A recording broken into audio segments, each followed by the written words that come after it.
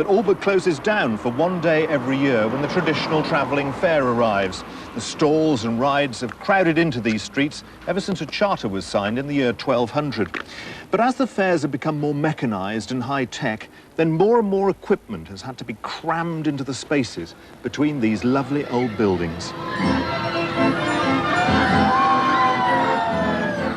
The rides, stalls and the lorries carrying the generators all have to be tightly packed together. Every available space is marked out down to the last inch.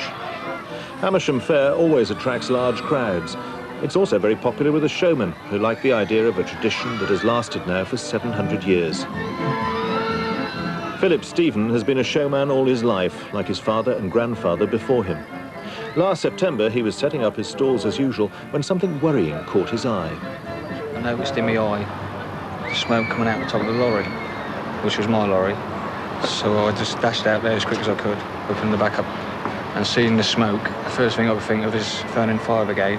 We have generators on all our lorries. Sometimes if you've got diesel problems, you get like smoke come out that way. I wasn't sure it was a fire until I looked in the back of the lorry. And as soon as I looked in the back of the lorry and I seen the flames and the smoke, it was just panic.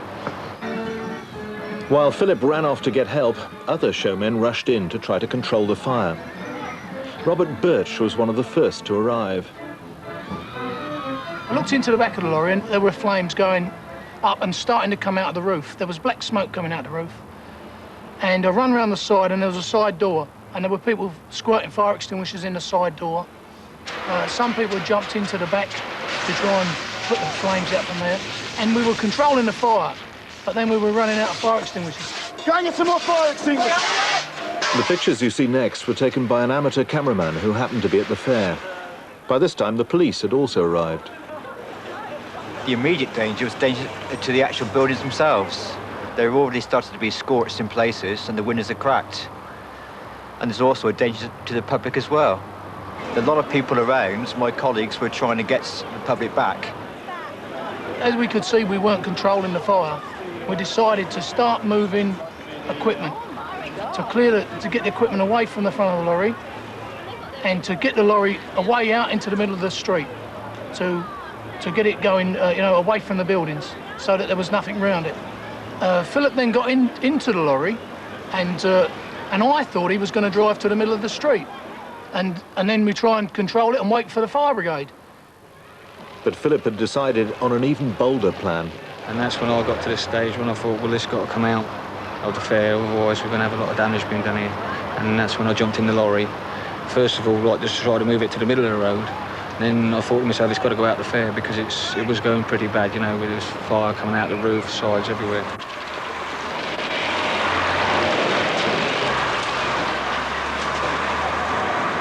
But all I could see in my mind was somebody's going to get hurt, or somebody's going to get damaged, and that lorry had to go out that fair. The houses stopped and it come into like trees on the one side, like small trees, and then the road just opened up and there was like a little pull-in. So I just pulled it, I thought, get in there. I mean, it can't do no damage there, it's out the way of everything. And I pulled in there, I jumped out the cab of the lorry, and there was like a bank on the side. I jumped up on the bank and just sat there and watched me lively, I'd go up. When I was sat on that bank, I thought, that's my life. That's all what I worked for 20 years, and it's gone within seconds. Video pictures sent by one of our viewers have captured a dramatic incident. Philip made the evening news. They didn't mention his name, and they didn't mention he'd lost his livelihood. This was the moment a street fair was on the brink of disaster. A lorry carrying a powerful generator burst into flames. Shops, historic buildings, and hundreds of people in the centre of Old Amersham were at risk. The hero of the night was the driver who risked his life to move the lorry to safe ground. The fire service said today he was a brave man whose quick thinking may well have saved lives. I think Philip, at first, was going to drive to the middle of the road, and then he saw he could save the situation by getting the thing right out of the town, and I think... Of pressure. The firemen used them.